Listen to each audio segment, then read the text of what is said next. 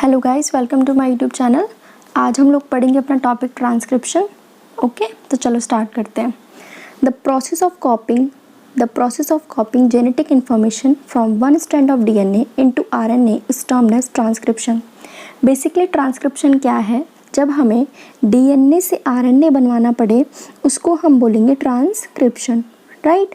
इसका मतलब अपने पास क्या है, the process of copying genetic information from one strand of DNA, यानी कि हम डीएनए में कितने स्ट्रैंड होते हैं? 2। हम उसका एक स्ट्रैंड यूज़ करेंगे और उससे हम क्या बनवा देंगे आगे जाके? आरएनए। यानी डीएनए क्या है? Double stranded. अब हमें क्या करना है, इसका एक स्ट्रैंड हम यूज़ करेंगे और क्या बनवा देंगे? आरएनए। इसी को हम लोग बोलते हैं ट्रांसक्रिप्शन। जबकि हमने रेप्लिकेशन में क्या देखा था कि वहाँ पे डीएनए के दोनों ही स्ट्रैंड अपने पास क्या बनवा रहे थे?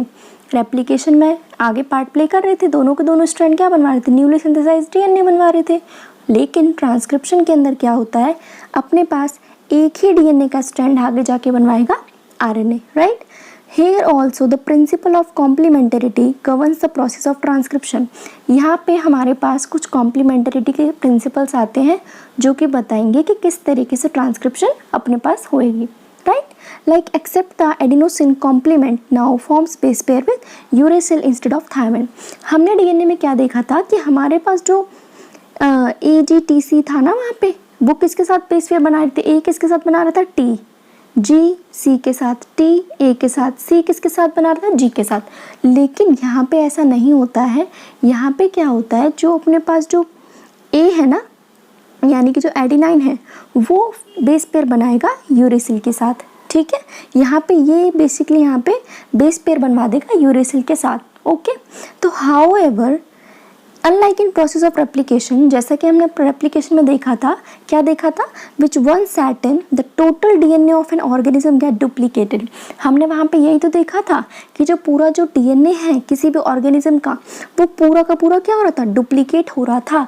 यानी कि डीएनए के दोनों स्ट्रैंड अलग होके एक दूसरा स्ट्रैंड बनवा रहा था, एक और नया न्यूली सिंथेसाइज्ड डीएनए बनवा रहा था, राइट।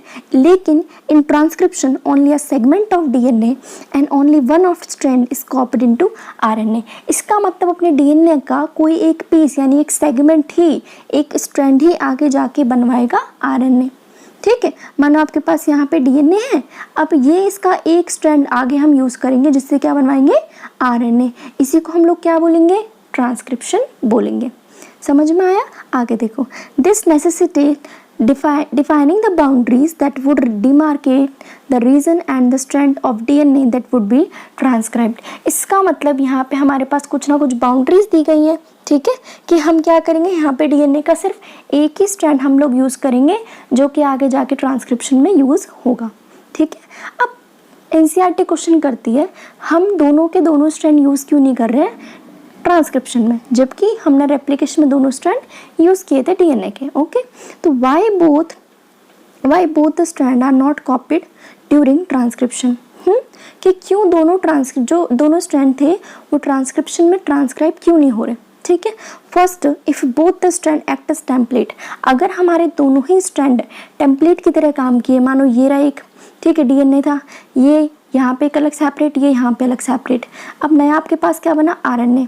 तो आप खुद बताओ, हमारे पास 2 तरीके के आरएनए नहीं बनेंगे, है ना। एक ये भी आरएनए हो गया, एक ये भी आरएनए हो गया। अगर हमारे पास 2 आरएनए बने तो वो डिफरेंट प्रोटीन ही तो बनाएंगे। अगर वो डिफरेंट प्रोटीन बनाएंगे तो हमारी बॉडी देख ही नहीं पाएगी, क्योंकि एक आरएनए कहेगा हमें तो ये शेप चाहिए, दूसरा आरएनए कहेगा हमें तो ये शेप चाहिए। तो इससे क्या होगा? कॉम्प्लेक्सिटी ज़्यादा बढ़ जाएगी, ठीक है। तो सुनो, अगर दोनों ही स्ट्रैंड टेम्पलेट की तरह काम करेंगे तो they would code for RNA molecule with different sequences. अब उनके पास क्या होगा? डिफरेंट वहाँ पे क्या होगा? सीक्वेंस वहाँ पे डिफरेंट बनेंगे। यहाँ पे कुछ अलग बेस पेयर बना, यहाँ अलग बेस पेयर बना, दूसरे स्ट्रैंड के अंदर भी डिफरेंट अपने पास बेसिस बनेंगे, जिसकी वजह से प्रॉब्लम आ सकती है, आएगी, नॉर्मल सी बात है, ठीक है। क्योंकि वहाँ पे क्या होगा, जो कॉम्प्लीमेंटरिटी है वो सेम की सेम आइडेंटिकल नहीं होने वाली, ठीक है। In turn they code for different proteins, इससे क्या होगा? वो डिफरेंट प्रोटीन्स बनाएंगे जो आगे जाके प्रॉब्लम क्रिएट करेंगे, ठीक है। The sequence of amino acid in protein would be different. मैंने कहा ना, यहाँ पे जो आपके पास जो बेस पेयर है वो अलग है, यहाँ पे भी क्या है? बेस पेयर अलग है, ठीक है। इससे क्या होगा? डिफरेंट प्रोटीन्स बने और आगे जाके अमीनो एसिड्स में भी तो दिक्कत आई ना, ठीक है। Hence one segment of DNA would be coding for two different protein, यानी कि डीएनए का एक सेगमेंट, डीएनए के दो स्ट्रैंड थे, डीएनए का एक सेगमेंट आगे जाके डिफरेंट आरएनए बना रहा है, दूसरा भी डिफरेंट आरएनए बना रहा है। अब आरएनए से क्या बनेगा, प्रोटीन बनेगा। अब ये प्रोटीन भी क्या होंगे, डिफरेंट डिफरेंट टाइप्स के होंगे, ठीक है। And this would complicate the genetic information transfer machinery, जिसकी वजह से क्या होगा, जेनेटिक इंफॉर्मेशन जो कॉम्प्लिकेट बहुत ज़्यादा हो जाएगी, ठीक है। सेकेंड रीज़न सुनो, अगर हमारे पास second the two RNA molecule produce, अगर हमारे पास दो आरएनए मॉलिक्यूल निकले, प्रोड्यूस हुए साथ में simultaneously, would be complementary to each other. अब वो एक दूसरे के कॉम्प्लीमेंट होंगे, राइट। नहीं समझे आप लोग कैसे करते हैं, देखो यहाँ पे भी दो आरएनए, एक ये रहा, ठीक है। अब ये आरएनए तो डबल स्ट्रैंडेड बन गया ना, क्या डबल स्ट्रैंडेड आरएनए काम करता है, नहीं ना। हमें तो क्या चाहिए, हमें तो सिंगल स्ट्रैंडेड आरएनए चाहिए, ताकि वो हमारा आगे जाके प्रोटीन बनवाए, हमारी बॉडी के फंक्शंस करे। अगर वो खुद ही डबल स्ट्रैंडेड बन जाएगा तो वो काम कहाँ से करेगा, राइट। तो इससे क्या होगा, hence they would form a double stranded RNA, जिससे क्या होगा, डबल स्ट्रैंडेड आरएनए अपने पास बन जाएगा, right. This would prevent RNA from being translated into protein, जिसकी वजह से क्या होगा, हमारे पास जो आरएनए है वो आगे जाके ट्रांसलेशन नहीं करेगा और हमारा प्रोटीन नहीं बनेगा, ठीक है। And the exercise of transcription would become a futile one, क्योंकि हम क्या चाह रहे थे भाई, हम ट्रांसक्रिप्शन क्यों करवाई थी, ताकि मुझे क्या मिले आगे जाके, एक तरीके से डीएनए से आरएनए बने, फिर आरएनए जो बना है वो आगे जाके क्या बना दे, प्रोटीन। बट अगर हमने ट्रांसक्रिप्शन ही ठीक नहीं कराई तो वो प्रोसेस तो हमारे लिए बेकार हो गई ना, राइट। आगे सुनो, अपने पास आते हैं ट्रांसक्रिप्शन यूनिट, यानी कि ट्रांसक्रिप्शन में क्या क्या चीज़ें हमें हेल्प करेंगी, ठीक है। A transcription unit in DNA is defined primarily by three regions in the DNA. अपने पास डीएनए के अंदर तीन रीजंस होते हैं जो कि ट्रांसक्रिप्शन यूनिट में हेल्प करेंगे। नंबर वन इज़ प्रमोटर, जो कि प्रमोट करेगा चीज़ों को, है ना। नंबर टू स्ट्रक्चरल जीन, जहाँ पे हमें एक तरीके से स्ट्रक्चर बनता हुआ दिखेगा किसी चीज़ का। नंबर थ्री टर्मिनेटर, यानी एक जगह जहाँ पे चीज़ें स्टार्ट हो रही हैं, बीच में हमारे पास फॉर्मेशन हो रही है, नेक्स्ट में आगे क्या होगा, टर्मिनेटर, जहाँ पे सारी चीज़ें स्टॉप हो जाएंगी, राइट। तो सुनो, there is convention in defining the two strand of DNA in the structural gene of transcription unit. हम यहाँ पे दो स्ट्रैंड को डिफाइन करेंगे, ठीक है। जैसे कि सुनो, अपने पास ना यहाँ पे दो स्ट्रैंड है। Number one is template strand. अब ये टेम्पलेट स्ट्रैंड कौन है, सुनो, जो आपके पास जो डीएनए था उसका आपने एक स्ट्रैंड उठाया, मानो ये वाला, ठीक है। अब इसी को आप बोलो कि टेम्पलेट स्ट्रैंड। टेम्पलेट स्ट्रैंड मतलब वो जिससे आगे जाके अपने आप बेस पर जुड़ेंगे और हमारा वो हेल्प करेगा ट्रांसक्रिप्शन के अंदर, ठीक है। तो टेम्पलेट स्ट्रैंड ये रहा। दूसरा स्ट्रैंड होता है कोडिंग स्ट्रैंड, ठीक है। अब ये करते क्या है, तो सुनो, नंबर वन यहाँ पे प्रमोटर रीजन, तीन रीजन पहले समझाती हूँ। यहाँ पे promoter, second is structural gene and third is terminator. तो सुनो, प्रमोटर पे आके हमारे पास जुड़ता है आरएनए पॉलीमरेज, ठीक है। क्यों, क्योंकि आरएनए ही तो बनवाना है हमें, तो डीएनए पे डिपेंड है। क्यों, क्योंकि डीएनए ही आगे जाके क्या बनवाएगा, आरएनए। तो डीएनए डिपेंडेंट आरएनए पॉलीमरेज, ठीक है, वो यहाँ पे आके बाइंड करेगा। अब जैसे ही वो बाइंड करेगा तो प्रमोटर क्या कर देगा, दे देगा इंस्ट्रक्शन की स्टार्ट करनी है ट्रांसक्रिप्शन, तो यहाँ पे आके बाइंड करेगा और ट्रांसक्रिप्शन स्टार्ट होगी। फिर धीरे धीरे स्ट्रक्चरल जीन अपना यहाँ पे मॉडिफिकेशन जो भी है उसके अंदर होती जाएंगी। नेक्स्ट टर्मिनेटर, यहाँ पे आके सारी चीज़ें स्टॉप हो जाएंगी, ठीक है। ये मैंने थोड़ा आपको इंट्रो दिया है कि ये चीज़ क्या है। अब बात करते हैं टेम्पलेट स्ट्रैंड और कोडिंग स्ट्रैंड की। अब टेम्पलेट स्ट्रैंड ही वो स्ट्रैंड है जो कि काम करेगा, ठीक है, क्योंकि मैंने आपको अभी बताया था कि डीएनए का एक ही स्ट्रैंड हम लोग यूज़ करेंगे। तो आप बोलोगे दूसरा स्ट्रैंड कहाँ से आया, ये ऐसे ही आया है बेसिकली, ये सिर्फ नामकरण के लिए यहाँ पे बैठा हुआ है। इस कोडिंग स्ट्रैंड के अकॉर्डिंग ही मैं प्रमोटर और टर्मिनेटर की लोकेशन को डिफाइन करने वाली हूँ, ठीक है। मतलब अगर मैं बोलूँ कि अपने पास जो टर्मिनेटर है वो 5 प्राइम पे रखा है, क्या ये बात सही है, राइट। यानी कि कोडिंग स्ट्रैंड के अकॉर्डिंग हम प्रमोटर और टर्मिनेटर की लोकेशन को बताएंगे, यानी कोडिंग स्ट्रैंड के रेफरेंस से मैं चीज़ें बताऊंगी। अब देखो, वैसे टेम्पलेट स्ट्रैंड पे कहाँ बैठा है प्रमोटर, 3 प्राइम पे, लेकिन कोडिंग स्ट्रैंड के अकॉर्डिंग प्रमोटर कहाँ है, 5 प्राइम पे। तो हम लोकेशन बताएंगे कोडिंग स्ट्रैंड के रेफरेंस के अकॉर्डिंग। अगर मैं बोलूँ टर्मिनेटर कहाँ है, तो टर्मिनेटर है 3 प्राइम पे, राइट। अगर मैंने इनकी लोकेशन मैंने मानो जो प्रमोटर है उसको मैंने यहाँ पे बिठा दिया, अगर मैंने प्रमोटर टर्मिनेटर की जगह चेंज कर दी तो टेम्पलेट और कोडिंग स्ट्रैंड की भी पोजीशन चेंज हो जाएगी, रिवर्स हो जाएगी। ये तो सुनो, since the two strand have opposite polarity, जैसा कि हम सब जानते हैं दो स्ट्रैंड की अपोजिट पोलैरिटी होती है, ठीक है। अब हमें क्या बनवाना है, आरएनए। तो DNA dependent DNA polymerase also catalyse the polymerisation in only one direction. अब जो डीएनए डिपेंडेंट डीएनए पॉलीमरेज है वो मेरी हेल्प करेगा आरएनए बनवाने के लिए।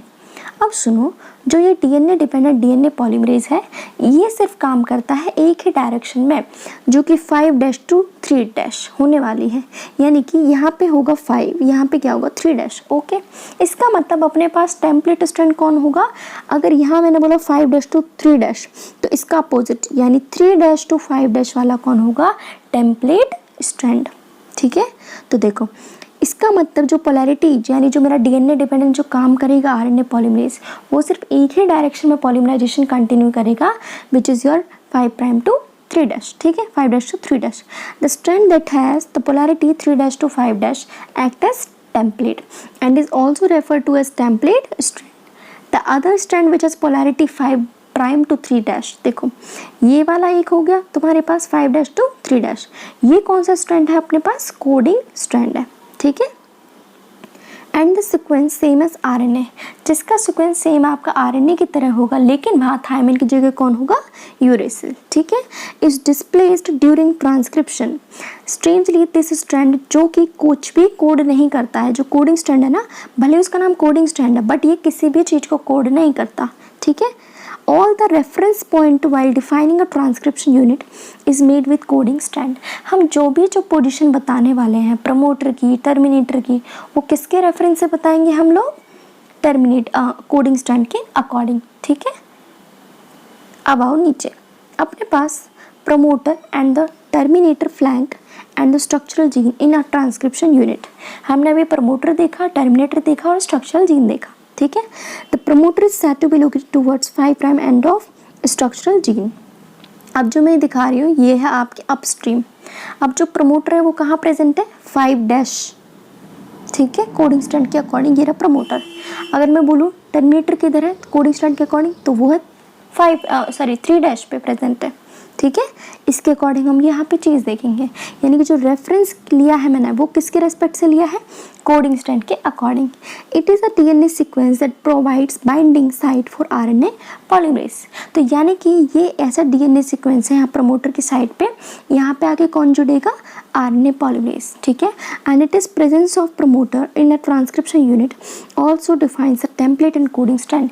कि कहाँ पे अपने पास प्रमोटर रखा है उससे हम पता लगाते हैं कि कौन सा टेम्पलेट है, कौन सा कोडिंग स्ट्रैंड है। By switching its position with terminator, the definition of coding and template strand would be reverse। अगर हम चेंज कर देते हैं पोजीशन की जो कि प्रमोटर की टर्मिनेटर के साथ, तो जो डेफिनेशन है कोडिंग और टेम्पलेट स्ट्रैंड की भी रिवर्स हो जाएगी।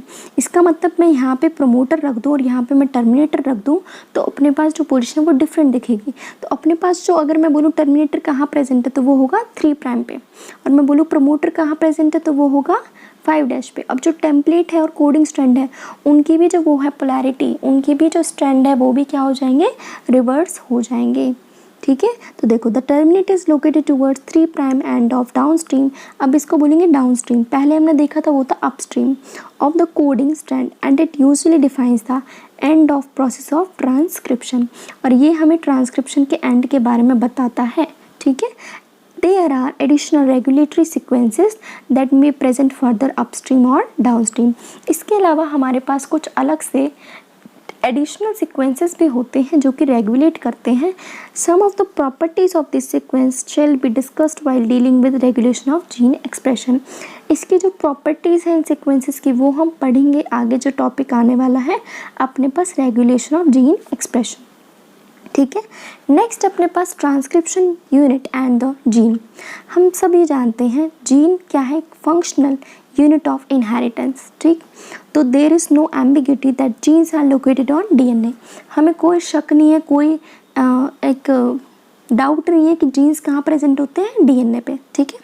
It is difficult to literally define a gene in terms of DNA sequence. ये बहुत मुश्किल है कि हम किस तरीके से जीन को डिफाइन करें डीएनए के सीक्वेंस के अकॉर्डिंग। अब जो DNA sequence coding for tRNA और RNA molecule also defines a gene. अब जो डीएनए सीक्वेंस की जो कोडिंग होती है, चाहे वो टीआरएनए के लिए हो या आरआरएनए के लिए हो, वो एक डेफिनेशन देते हैं कि जीन क्या चीज़ है, ठीक है। However by defining a cistron as a segment of DNA coding for polypeptide.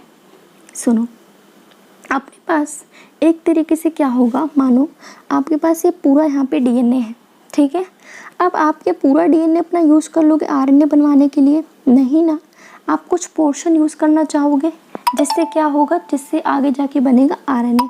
अब ऐसा तो नहीं आप सब कुछ यूज़ कर लोगे, बिल्कुल भी नहीं ना। अगर आपने पूरा ही डीएनए यूज़ कर लिया तो अपनी बॉडी के लिए आप लोग क्या रखोगे? तो ऐसा पोर्शन जो कि पर्टिकुलर आरएनए बनाएगा, उस पोर्शन को बोलते हैं सिस्ट्रॉन, ठीक है। तो सुनो, the structural gene in a transcription unit could be monocistronic in eukaryotes and polycistronic in prokaryotes.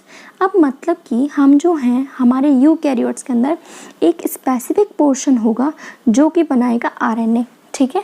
तो मोनोसिस्ट्रॉनिक किसके अंदर मिलेंगे? यूकैरियोट्स के अंदर, यानी अपने पास एक पर्टिकुलर पोर्शन होगा जहाँ पे मिलते हैं सिस्ट्रॉन, यानी जब वहीं से बनेगा आरएनए। लेकिन जो प्रोकैरियोट्स हैं उनके पास काफ़ी सारी जगह होती हैं, तो उन्हें बोलते हैं पॉलीसिस्ट्रॉनिक, लाइक यहाँ पे भी हो, यहाँ पे भी हो, ठीक है। In eukaryotes, the monocystronic structural gene have interrupted coding sequence. अब हमारे पास क्या होता है ना, मानो ये डीएनए का वो सीक्वेंस है, हम हैं तो मोनोसिस्ट्रॉनिक, लेकिन हमारे पास कुछ इंटरवेनिंग सीक्वेंसेस प्रेजेंट होते हैं। मतलब ये वाला जो पोर्शन है इसको बोलोगे एक्सॉन, ठीक है, और जो बीच का इसको बोलोगे इंट्रॉन, यानी एक एक्सॉन एक इंट्रॉन, एक एक्सॉन एक इंट्रॉन। अब इंट्रॉन के नाम से आपको लग रहा होगा इस चीज़ को हमें रखना है, नहीं रखना। ये इंटरवीनिंग सीक्वेंसेस हैं, ये कुछ भी कोड नहीं करते, जबकि जो एक्सॉन्स हैं वो हमने कोड करके देंगे। तो हम क्या करते हैं, एक्सॉन्स को रखते हैं और इंट्रॉन्स को बाहर निकाल के फेंक देते हैं। इसको बोलते हैं स्प्लिट करना, ठीक है। यानी कि जो वेस्ट था, इंट्रॉन्स को हमने बाहर निकाल दिया और एक्सॉन्स को फर्दर हमने जोड़ दिया, ठीक है। तो इसमें हम ये चीज़ देखते हैं, हमारे अंदर ऐसे काम होता है। The genes are in eukaryotes are split. जितने भी जो यूकैरियोट्स हैं उनके अंदर जो जीन्स हैं उसको हम स्प्लिट करते हैं, ठीक है। The coding sequence or expressed sequence are defined as exon. जो कोड करेंगे किसी भी चीज़ के लिए उसको बोलेंगे exons. Exons are said to be those sequence that appear in mature or processed RNA. Exons ही वो सीक्वेंस है जो कि हमें एक प्रॉपर, एक प्रोसेस्ड, एक मैच्योर आरएनए बना के देंगे। But the exons are interrupted by introns. अभी मैंने आपको बताया एक्सॉन्स के साथ में कौन लगे रहते हैं, इंट्रॉन्स, जो कि क्या है, intervening sequences that do not appear in mature or processed RNA. Introns को हम कभी भी मैच्योर आरएनए के अंदर नहीं देखेंगे, ये कभी भी नहीं दिखते। क्यों? क्योंकि हमने उन्हें स्प्लिट कर दिया। The split gene arrangement further complicate the definition of gene in terms of DNA segment. अब जो हमने जो स्प्लिटिंग की है, इंट्रॉन्स को बाहर निकाल दिया, एक्सॉन्स को जोड़ दिया, ये क्या कर रहा है, एक तरीके से कॉम्प्लिकेट कर रहा है जीन के डेफिनेशन को, कि किस तरीके से हम डीएनए सेगमेंट के अंदर जीन देख रहे हैं, ठीक है। Inheritance of character is also affected by promoter. अब कैरेक्टर किस तरीके से पेरेंट्स से बच्चों के अंदर जा रहा है, वो अफेक्ट हो सकता है प्रमोटर की वजह से और कुछ रेगुलेटरी सीक्वेंसेस की वजह से जो कि स्ट्रक्चरल जीन के अंदर होंगे, ठीक है। And some time the regulatory sequence are loosely defined as regulatory genes. इसीलिए कभी कभी जो सीक्वेंसेस है ना वो काफ़ी लूजली अरेंज होते हैं, लूजली डिफाइन करते हैं, हमें ढंग से नहीं बताएंगे कि किस तरीके से उनकी डेफिनेशन लोग देंगे, ठीक है। Even though these sequence do not code for any RNA और प्रोटीन, यहाँ तक कि किसी भी चीज़ के लिए कोड भी नहीं करते हैं। आगे टाइप्स ऑफ आरएनए वगैरह हम पूरा पढ़ेंगे, ठीक है। इसके आगे का पोर्शन हम नेक्स्ट वीडियो में कंप्लीट करेंगे।